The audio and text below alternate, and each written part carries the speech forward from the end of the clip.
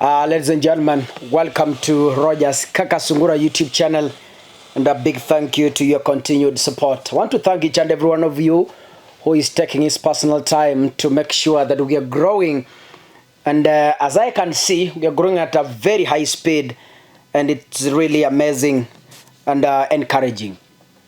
Back to the Kenyan politics, ladies and gentlemen, and as always, I will be mixing Swahili and English so that my point can be home precise and clear. You know, when you start a journey, ukianza safari, uwezi anza safari ukielekea mahali haujui, na hauwezi fika safarini bila kujua mahali umetoka. Wakati unaenda kwa daktari, the best doctor to treat you is a doctor who has history on what you are suffering from. Unaponunua gari, lazima uulize historia ya hilo gari, ujue lilipata accident siku gani, je limewahi funguliwa, je limewahi pasua kitu. So you have to understand, you must master the history. When you master the history, moving forward becomes smooth. Yani ukielekea mbele maisha yanakuwa mazuri, kwa sababu hata ukifika mbele ujue shida mahali inaelekea, unajua shida hii ilikuwako hapo kitambo. That's why they say, even when you want a good wife or husband, mnapochumbiana lazima uende utafute historia ya huyu mtu unayemchumbia. Uelewe kwao ni kina nani, mama yake anaishi vipi, baba yake anaishi vipi, naye maisha yake yamekuwa vipi. Then from there, mnapoingia katika ndoa, ndio mnaelewana vizuri, mnakuwa na historia, unajua okay, huyu before akuje alikuwa na boyfriends 40. Huyu before akuje alikuwa na girlfriends 50. So when you know that, it becomes very easy for you to deal with each other.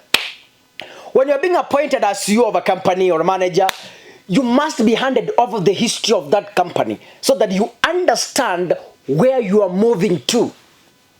That's why we have handing over. That's why we have transitions in offices. That's why even when the president gets out, he must transact to the new president the history of the country, where it has come from and where it's heading to. So you can never be successful if you can never understand where you've come from and where you are going. These two things must intermarry each other. Knowing where you are coming from and knowing where you are heading to. When you have that clear vision, and then it becomes very easy for you to make it in life. This is something that is in the public domain. Even at home, having the history of a family is so important. Having the history of any machine is very important. Back to the Kenyan politics. In Kenya, I see we have 2 horse races, for instance. And now the third one is coming with a high speed. But now, it's a 2 horse race between Raila Odinga and William Ruto. Raila Odinga is for the Azimio, and William Ruto is for the Kenya Kwanza, but specifically for UDA because we don't have a Kenya Kwanza coalition. That was just something to pass time. The Ruto allies I saw, Kipchumba Murkomen, the Elgeyo Marakwet senator, and the Nyeri governor, they were telling Kenyans clearly that the only sober leader we have in this country is William Ruto. Why? Because he understands where Kenya is going. That is the argument. That if you want a good leader, William Ruto understands where this Kenya is going. And according to them, Raila Odinga is a bad leader because he only understands where Kenya has come from. How do you drive to a destination without knowing where you are coming from? Then if Raila understands where Kenya has come from since independence, then to my own opinion, this is the best president who will understand where Kenya will go.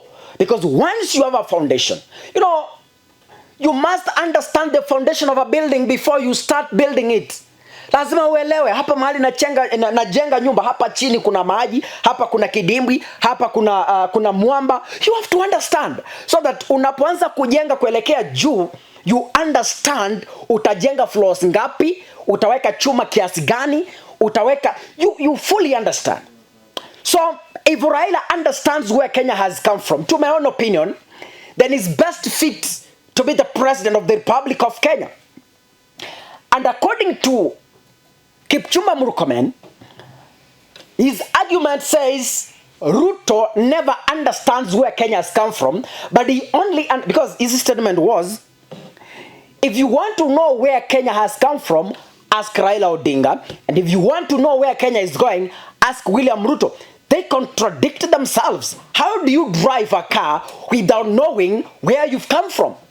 Kakasungura, how do I drive to Nairobi without knowing that I was coming from Kisii? How possible is that? For example, how do I start climbing a tree without knowing that I'm coming from down? How now? Inawezekanaje? Mtoto anawezaje kuwa kwe mtu mkubwa bila kuelewa kwamba one day alikuwa mtoto mchanga? How? You must, hata kwa shule unapoenda, unapoadmit mwanafunzi, the first thing unaulizwa is the performance record, the previous performance record of that particular student from that school where he or she is transferring from.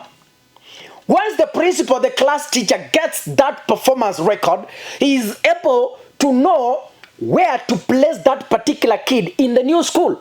So when Kenya Kwanza is telling us that Ruto only understands where Kenya is going to, then I think that is not the best leader we want, because we don't want a leader who is driving us to without first understanding the people he is driving. Wezi enda kwa organization uanze kufanya kazi bila kuelewa hawa staff ninao waongoza walianza kazi aje, wanakula vipi, chai wanakunywa saa ngapi, so that when you come in you don't become an odd one out. Sasa mtuambia kwamba Ruto anaelewa mahali Kenya inaenda, ni sawa, but then akianza kuongoza Kenya kuanzia mwezi wa 8 for instance, kwa sababu anaanza akishika Kenya anaanzia mwezi wa 8 kwenda mbele bila kuelewa historia ya Kenya, atajuaje? How do you know? Because even reading the budget, we do comparisons. Our budget for the last financial year ilikuwa pesa ngapi na tulifanyia nini?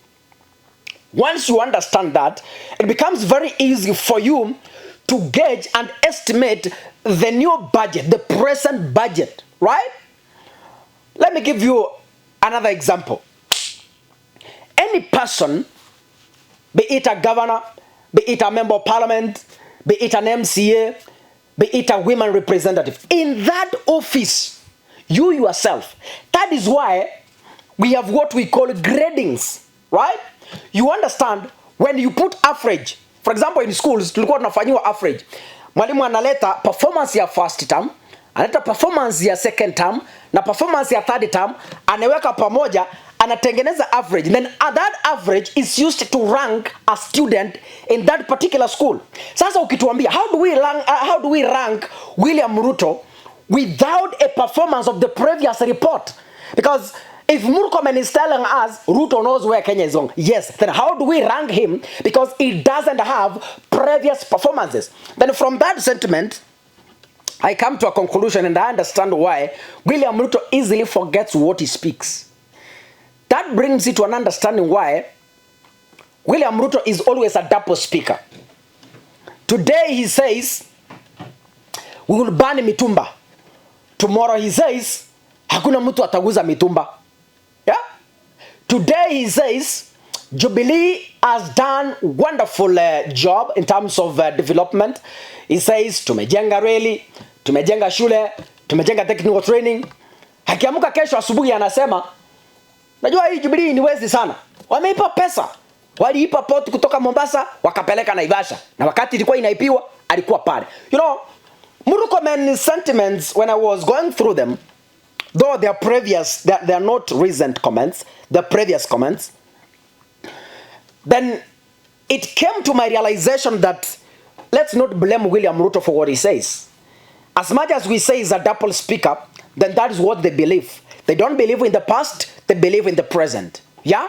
They don't rank themselves based on the past mistakes. They rank themselves on what they are doing today. Yani wakifanya, I don't know. Anyway, that is Kenya Kwanza for you. But then as we head to the general election, as of today, we only have around 27 days to the general election on 9th August. I want to urge each and every Kenyan that please, as you move out of that house to go and vote, kindly put in mind that the election come and go. but Kenya will remain to be Kenya. There is no way, or there is no reason why you should barricade roads because of William Ruto, Raila Odinga, the people driving in fuel guzzlers, yet wewe unavaa t-shirt ya Jubilee kuanzia Januari mpaka now. Umevaa t-shirt ya UDA, hata kuoga unaoga, unaiosha, unangoja inakauka ndio unavaa tena. You are the kind of a mind, una haki yetu, unaimba kwa barabara haki, you are barricading roads. Hao watu unao barricade roads, Raila Odinga, William Ruto, Wajakoya, watoto wao, they are directors in big companies, they are ministers, others eat expensive food, they wear expensive clothes, they drive expensive machines, others are ambassadors in other countries. Sasa wewe na t-shirt yako ya Jubilee umevaa miaka 10 ndio unatupigia kelele hapo kwa barabara haki yetu, ukifunga barabara unataka kuchoma nyumba. Shame on you. Thank you ladies and gentlemen, Mungu abariki sana, keep subscribing, keep watching. Asanteni sana, niwaone katika video nyingine. Thank you so much.